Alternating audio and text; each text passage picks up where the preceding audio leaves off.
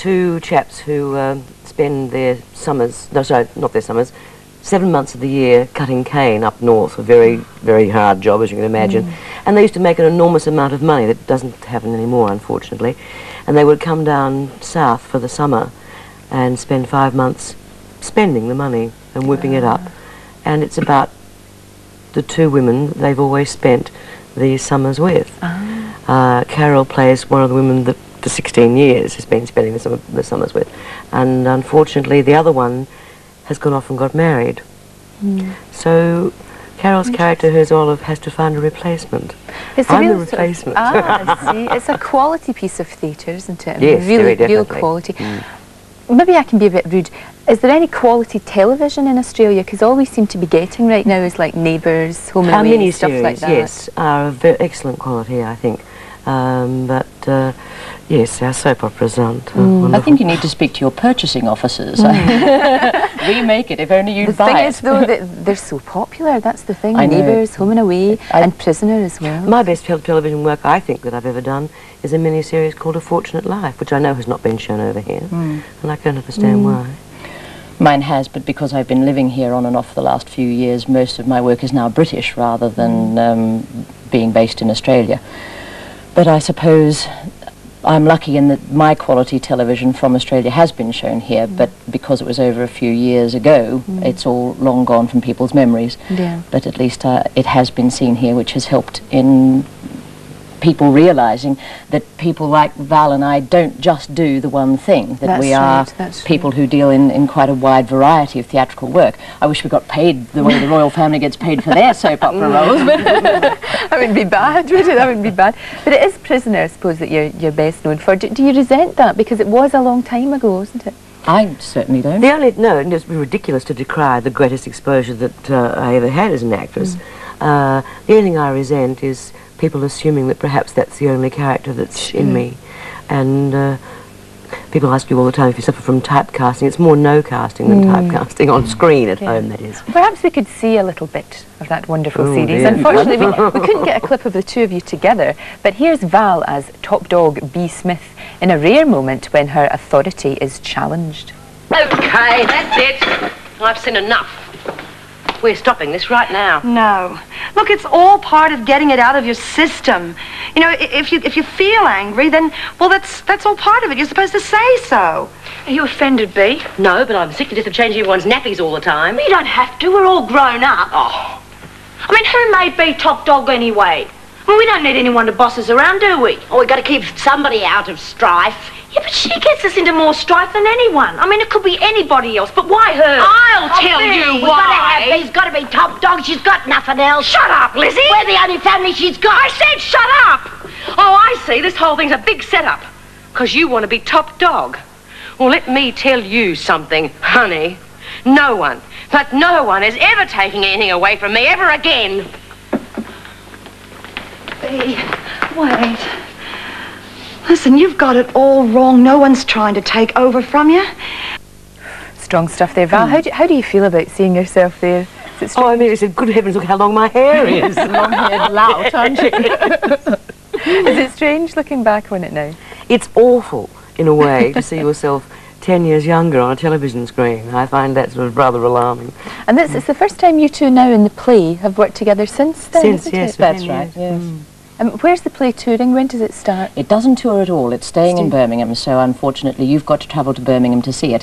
But we've had phone calls from all over the country of fans of Prisoner Cell Block H who are coming to Birmingham to see the show. I only hope that they're not disappointed because we're nothing like the characters that we played in that soap opera. And we want them to realise that they're most welcome to come to the theatre, but that they're seeing something entirely different. In fact, please do come to the theatre just to see that there are other facets to both Carol and me. So Carol's character in this is very positive and very up. My character is very negative. That's a change from what we're used to seeing you in.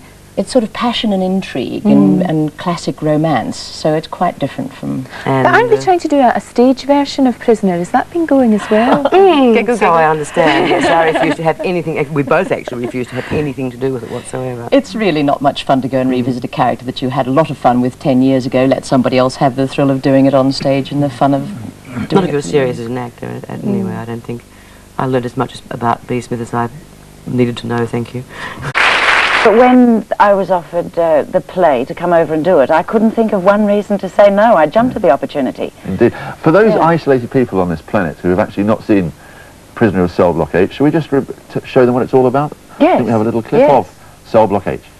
Yes, I know the press is out of order, but there's plenty of other work they could be doing. Besides, it shouldn't take too long to repair.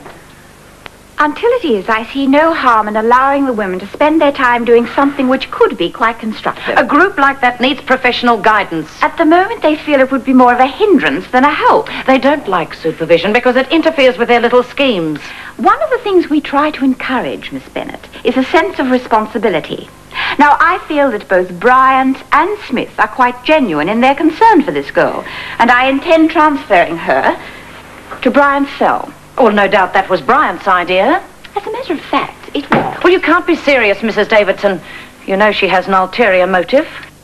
Oh, an ulterior motive. You had an ulterior hairstyle as well. I did.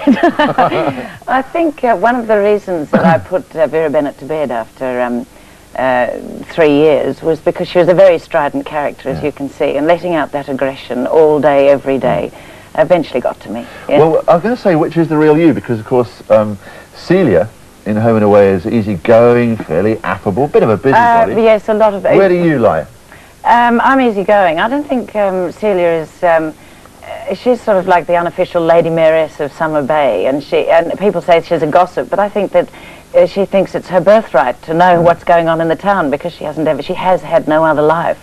I think one of the things that with both those characters, neither of them had a sense of humour, and that's a great shame. Oh, I don't know. I think Celia's shown a little bit. But I mean, doesn't anybody in Australia have doors? Because if you notice the way everybody in all the soaps keep crashing into each other's houses and saying, "Oh, sorry."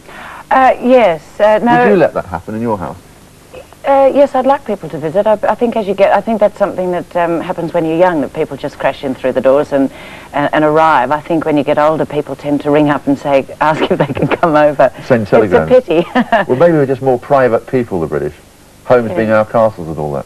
What do you think? Well, I really don't know. I've only been here 10 days. I must mention one of the reasons I'm here, of course, is that we are touring the UK in the Prisoner play. So I should get a plug in. Yes, we're at the Apollo for a week, and then we're going to Canterbury and Nottingham, and we go up. Oh, we're going to Scotland, which I'm really looking forward to Glasgow and Aberdeen and Edinburgh, Southport. Is this your first trip to Britain? Well, no, it's not my first trip here because I was born here. Oh, really? But it's the first trip back for a decade. Where were you born? I was born in Kent. Kent? Yes. And what age were you when you went to Australia? 7.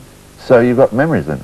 Oh, absolutely. Yes, I've still got some family over here, which is nice. Yes, I haven't caught up with them yet because I've been a bit busy. I arrived a week late for rehearsals, so I've been tied up with that. Yeah. Did you have an image, having been here for 7 years, did you have an image of Britain as you grew up in Australia? And does Britain live up to that image, or live down to it? Well, it's changed a lot in the last 30 years. You come back to the visitors section, don't you? No, I don't. I've got a British passport and now a member of British Equity, so... yes, in fact, I had to sit in immigration for 3.5 hours in Sydney to get a re-entry visa into Australia. I was saying, this is ridiculous. I live here. It's my home. But because I went there, and they know I'm a resident, but I wasn't registered because I wasn't a little baby, and so they still see me as British.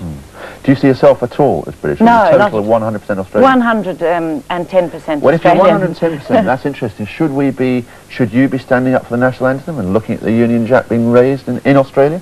Does it make sense to you? Well, I think I don't want to get into it.